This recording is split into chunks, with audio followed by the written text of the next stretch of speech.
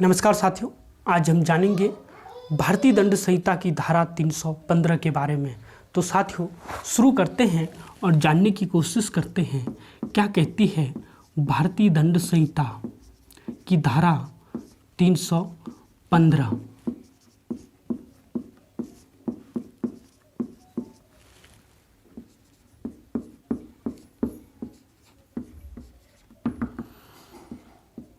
साथियों, भारतीय दंड संहिता की धारा 315 कहती है कि जो कोई भी व्यक्ति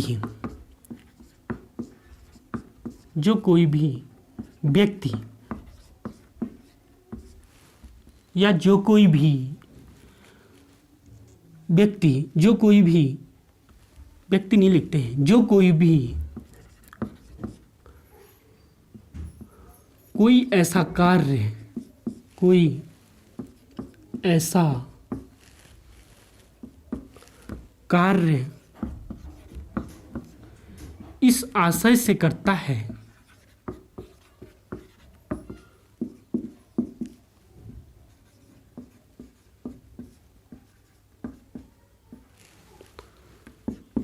है कि उस कार्य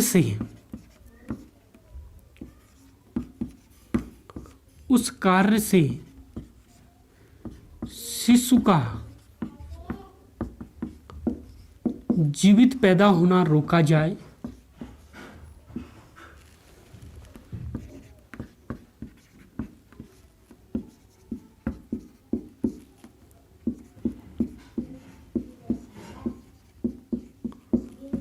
या जन्म के पश्चात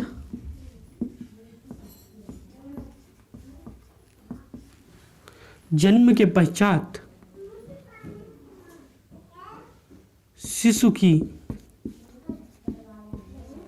मृत्यु हो जाए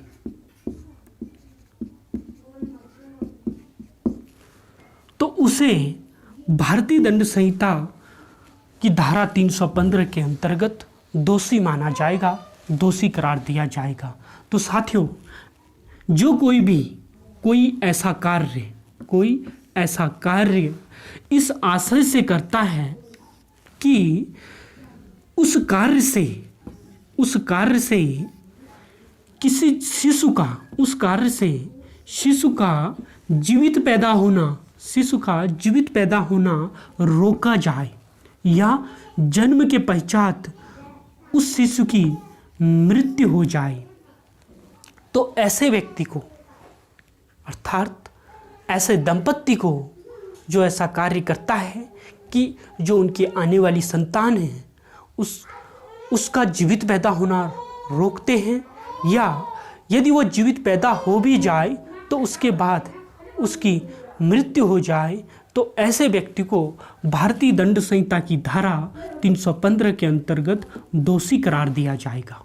लेकिन साथियों, ऐसा कार्य यदि उस गर्भवती महिला के जीवन को बचाने के लिए किया जाता है तो वह अपराध नहीं माना जाएगा।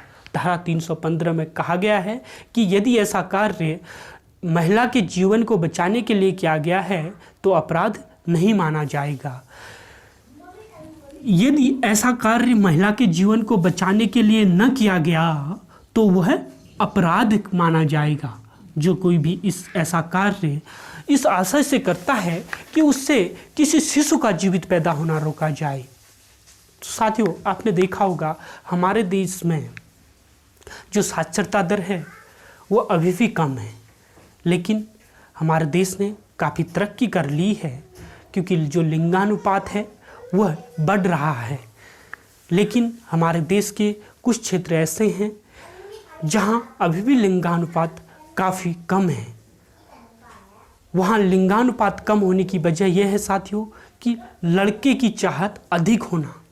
जब कभी ऐसी दंपत्ति को लगता है कि उनकी जो आने वाली संतान है वह लड़की है, अर्थात जो लिंग निर्धारण है उनको पता चल जाता है, क्योंकि लिंग निर्धारण भारत में अपराध माना गया है। अर्थात लिंग की पहचान करना पेट में कि बच्चा लड़का है या लड़की है वह अपराध माना गया है, लेकिन फिर भी वो अवैध तरीके से कहीं ना कहीं से उनको पता चलता है कि आने वाली जो संतान है वह फीमेल है, तो ऐसे में वह कोई ऐसा कार्य करते हैं कि जो उनकी आने वाली संतान है वो जीवित पैदा ना हो, कोई ऐसा कार्य करते हैं, या यदि जीवित पैदा हो भी जाए तो उसकी मृत्यु हो जाए तुरंत, तो ऐसे दंपत्ति को भारतीय दंड संहिता की धारा 315 के अंतर्गत सजा जो मिलेगी साथियों वह 10 वर्ष तक की मिलेगी। कितनी मिलेगी? 10 वर्ष तक की मिलेगी।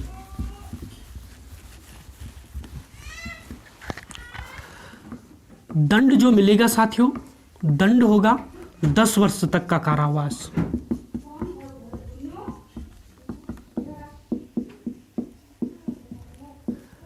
या जुर्माना, या दोनों से दंडित किया जाएगा।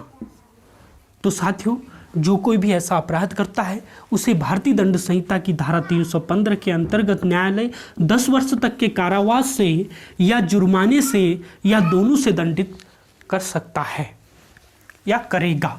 लेकिन जो ये अपराध होगा साथियों, ऐसे अपराध में अपराधी को गिरफ्तार करने के लिए पुलिस को किसी मजिस्ट्रेट की अनुमति लेने की आवश्यकता नहीं है। पुलिस ऐसे अपराधी को तुरंत गिरफ्तार करेगी, क्योंकि जो ये अपराध है यह संज्ञेय अपराध है।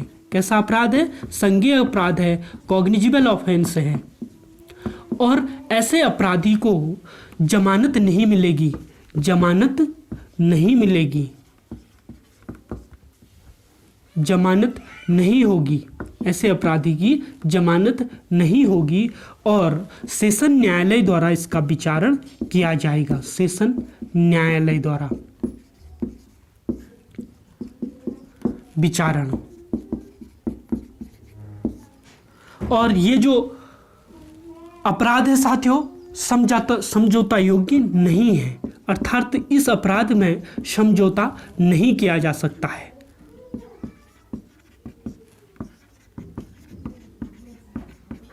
नॉन कंपाउंडेबल ऑफेंस है, कॉग्निजिबल ऑफेंस है, नॉन बेलेबल ऑफेंस है और सेशन कोर्ट द्वारा ट्रायबल है।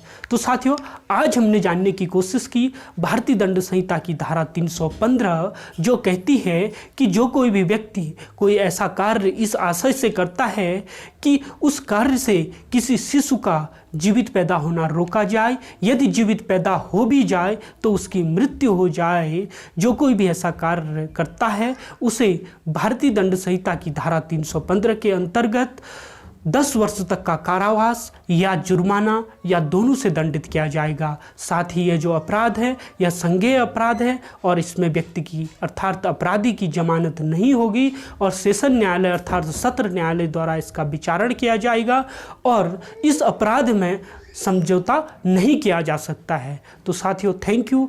वीडियो को अधिक से अधिक शेयर कीजिए तथा लाइक कीजिए और सब्सक्राइब करना न भूलें। Thank you.